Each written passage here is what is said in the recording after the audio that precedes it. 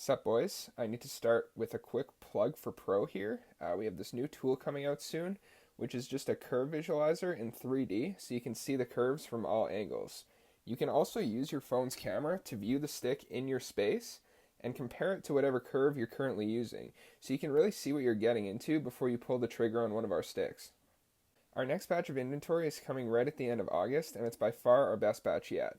We have all the curves listed here coming in left and right hand in multiple flexes, but before you guys ask, none of the Ovie sticks I'm featuring today are for sale. That's what Pro's here for. If you want to try out an Ovie stick, whether you shoot right or left-handed, we've got you covered. You can check out more at prostockhockeysticks.com, but for now, let's get into the video. So obviously I'm a huge stick nerd, and I've seen pretty much every Ovie stick in person, meaning I can tell you guys firsthand about all the little changes he's made over the years. I know you guys are here for the curve, so let's start with that. With the exception of his rookie season, Ovie's been using the same curve his entire career. You can see, beginning with the Apex here in 2011, all the way till the trigger that he's using today, the curve is exactly the same. It's the big open spoon curve that everyone knows and loves.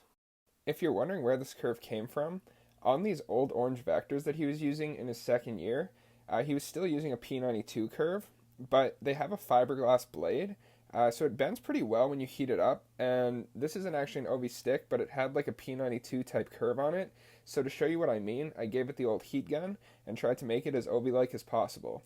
Obviously, Ovie's a bit more skilled than myself, but you can kind of see where it came from here. So for this video, I want to focus more on the sticks in the second half of Ovie's career. The really crazy thing about them is that for the years shown here, beginning with the 195 and ending with the 1S, Ovie basically used the exact same stick. What I mean by that is he was using the G3 build. The only thing he was really changing across these sticks was the graphic and the flex a little bit. The G3 build, for those that don't know, is a custom flex profile from Bauer. It uses a 12K carbon shaft along with the 3K 195 blade. Ovie did switch it up very, very briefly with the 1S. He tested out a Nexus 1N code, but he switched back to the trusty G3 in the end. So the first stick I want to take an up-close look at is the Apex that he was using in the 2011-2012 season. First off, we need to set the record straight on Ovie's flex, because I've heard way too many people try to tell me that Ovie uses a 65 flex after seeing how much whip he gets on those 1Ts. Boys, Ovie is like 250 pounds. There's no way he's using a 65 flex. I'm about the same weight, rocking a 65 or 70 flex, but there's a small difference that O has 700 goals in the NHL, and I don't even have 700 goals at the outdoor rink. On his older CCM sticks before 2009, he mostly used an 85. With the CL that he was using in 2009, he was using 75s. There was a few of those that were 70 flex, but he barely used it. On his 195s, he was using a 77 flex, and then when he came back to Bauer in 2011, the first round of Apex sticks he received were 82s. He bounced around a lot with the Apex between 82 and 87 flex, and you can also see that the variation code for the 87 flex sticks was number 16, meaning he tried the 82 with variation code 11 and thought it was a bit whippy, and then I guess he didn't really find his place because he kept bouncing back and forth for the entire season. One thing I really like about the Apex sticks is that he had his custom number 8 logo on the taper, and this was pretty special because CCM did this a lot for guys, but Bauer was really standardized with their sticks, and they never really do any custom work like this, but obviously Ovie's an exception. Ovie became a lot more consistent with his flex when he switched to the NXG graphic. I've only ever seen 87 flex NXGs. After he had those 2 slump years, well, slump years by Ovie standards, he was still between 30 and 40 goals, but he really turned it back on in 2013 during the lockout shortened season, and he finally came back with what would have been another 50 goal year if there was no lockout.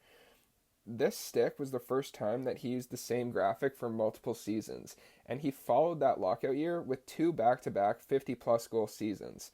Honestly, after the 3rd season, I thought he was going full-on fill and never switching.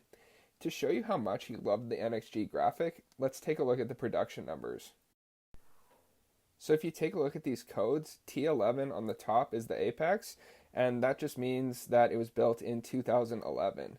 T14 on the bottom is the earlier of the 2 NXGs that I have, And if we look at the variation codes here, the Apex is 11, but remember that his 87 Flex Apex sticks were actually variation number 16. So between the 87 Apex and the NXGs he was using, he only tried 2 different samples, meaning I guess he really dialed it in with that 87 Flex by that point.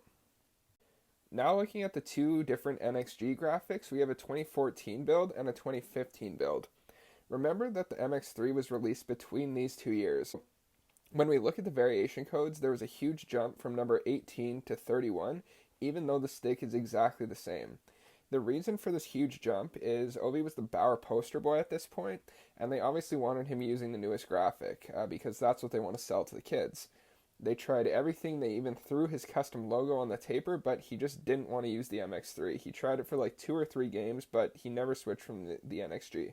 Finally, he did end up switching to the 1S, probably because it looked more like an updated NXG, but it also had a lot of cool custom touches. The name bar was one of the best looking custom name bars that he's ever used with this 8 logo, and they also put on this custom Total One logo that featured Ovie's Nike 8 logo. He used this for 2 seasons before coming short of 50 goals again in 16-17, which obviously warranted another switch back to CCM. In my opinion, I don't see Ovie ever switching from the Trigger graphic. This is the stick where he finally got it done and won the cup. So for a guy who likes a lot of custom touches, it's definitely one of his more boring sticks. There's no difference between this Trigger and any random AHL player's stick from that time.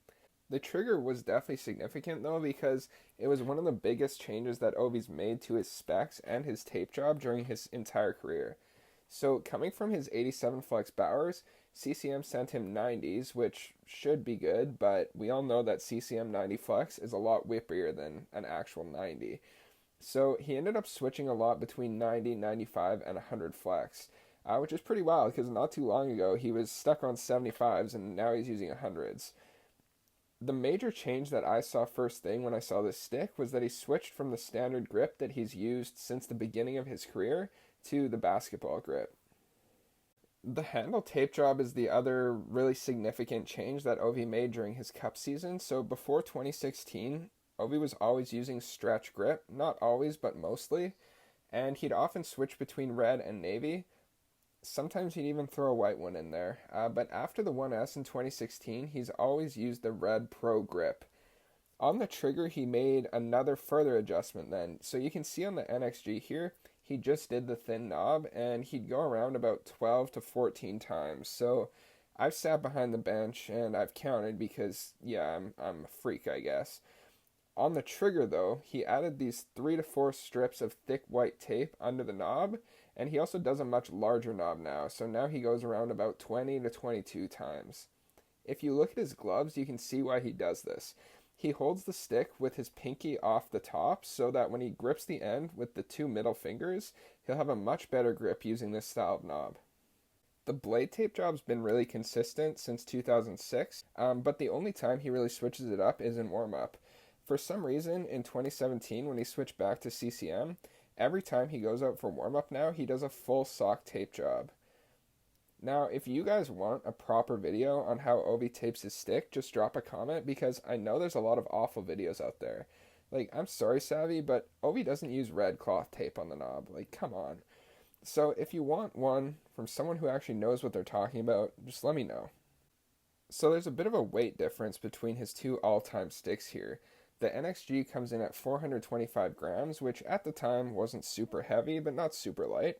The Trigger, on the other hand, is an absolute brick. This thing weighs 445 grams, but they're a little inconsistent. When I weigh my other Trigger, it's about 435, but still pretty heavy by today's standards, especially when there's these ADVs and all these other sub 400 gram sticks.